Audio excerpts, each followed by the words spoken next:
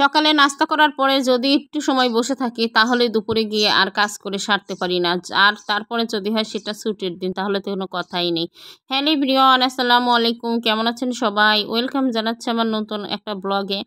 অনেকদিন পর একটা বড় ভিডিও নিয়ে চলে আসলাম। কেমন আছেন আপনারা? আশা করছি সবাই অনেক অনেক ভালো আছেন। আলহামদুলিল্লাহ আমি অনেকটাই ভালো আছি। এটা ছিল শুক্রবারের ভিডিও।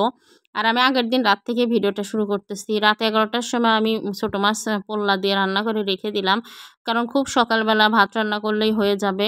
আপনাদের ভাইয়া যেহেতু খুব সকাল সকাল কাজে যাবে তাই আগের দিনে তরকারিটা রান্না করে রেখে দিলাম। আর এদিকে রুটিও বানিয়ে নিচ্ছিলাম। যাই হোক পরের দিন সকাল থেকে অর্থাৎ শুক্রবারে সকাল থেকে ভিডিওটা শুরু করতেছি।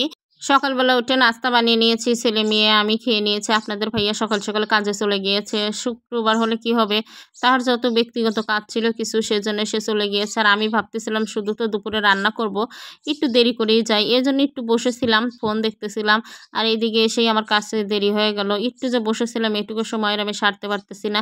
প্রথমে গরুর মাংসগুলো সুন্দর করে ধুয়ে নিয়েছি আর অনেকগুলো পেঁয়াজ রসুন ছিলে নিয়েছি। আমার যেহেতু ব্লেন্ডারটা নষ্ট হয়ে গেছে, পাটায় বেটেই সমস্ত মশলা আমাকে পিষতে হয়। আর গরুর মাংস রান্না করলে পাটায় পিষে দিলে অনেক বেশি মজা লাগে। এখানে যদি শুকনা মরিচ বেটে দিতাম অনেক বেশি মজা লাগতো, কিন্তু হাত জ্বলার ভয়ে সেটা আর করিনি, আর কখনো সেটা করা হয় না। শুধু ভাবি যে দিলে ভালো লাগতো। তাছাড়া সমস্ত কিছুই বাটা মশলা দিয়েছি, অনেক সুন্দরভাবে মাখিয়ে নিচ্ছিলাম।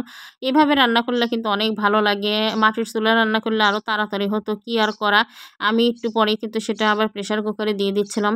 যদিও কোরবানির মাংস খুব একটা সময় লাগবে না, কিন্তু আমার ছেলে মাংসটা একটু শক্ত থাকলেই খেতে চায় না। যদিও গরুর মাংস রান্না করা দেখেই ও বলতেছে, আম্মু আমি কিন্তু গরুর মাংস খাবো না, আমাকে মুরগির মাংস রান্না করে দাও। আর একটা পেয়ারা, এই যে গরুর মাংস রান্না করতেছি আমার কিন্তু হয়ে যেত খুব তাড়াতাড়ি, কিন্তু ছেলে যেহেতু বললো খাবো না, তাই ওর জন্য আবার আমি কিছু মাংস বের করে নিচ্ছিলাম। এখানে যেসব মাংস বের করে নিয়েছি এগুলো কিন্তু অরিজিনাল মাংস না, এগুলো পাখা হাড্ডি এগুলোই ছিল। কারণ রোস্ট খাওয়ার পরে এগুলোই বেঁচে ছিল, কিন্তু এগুলোর সাথেও মাংস আছে। আমার ছেলে বলতেছে আমি এগুলোই খাবো, তুমি এগুলোই রান্না করে দাও। বললাম গরুর মাংসটা আমি কিন্তু প্রেশারে দিয়ে অনেক সুন্দর করে সিদ্ধ করে নিয়েছি, খেতে কিন্তু ভালোই লাগবে। সে বলল না আমি কিছুতেই খাবো না। কি আর করা, সময় না থাকলেও তাড়াতাড়ি করে মাংসটা আমাকে বের করে আবার রান্নাই করতে হলো। সুন্দর করে কষিয়ে নিয়ে তারপরে মাংসটা দিয়ে দিয়েছি।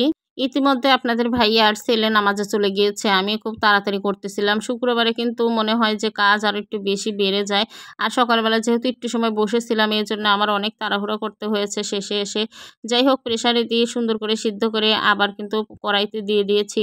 আর ছেলের জন্য চুলায় মাংসও দিয়ে দিয়েছি। ওইদিক থেকে ঘরও গোছাচ্ছি, ঘরও মুছে নিয়েছি। অনেক কাজ থাকে আর রান্নার পরে কতগুলো হাঁড়ি পাতিল জমে থাকে সেগুলোও পরিষ্কার করতে হয়। সবকিছু মিলে এত বেশি প্যারা হয়ে যায় শুক্রবারের দিন, কি আর করা। এদিকে আমার রান্নাটা কমপ্লিট, সবকিছু গুছিয়ে নিচ্ছিলাম যেন শুক্রবারে অন্তত একসাথে খেতে পারি, অন্যান্য দিনে তো সেটা সম্ভব হয় না। আলহামদুলিল্লাহ সবাই মিলে একসাথে খেয়ে নিলাম। এটাই ছিল আজকের ভিডিও। সবাই ভালো থাকবেন। আল্লাহ হাফেজ।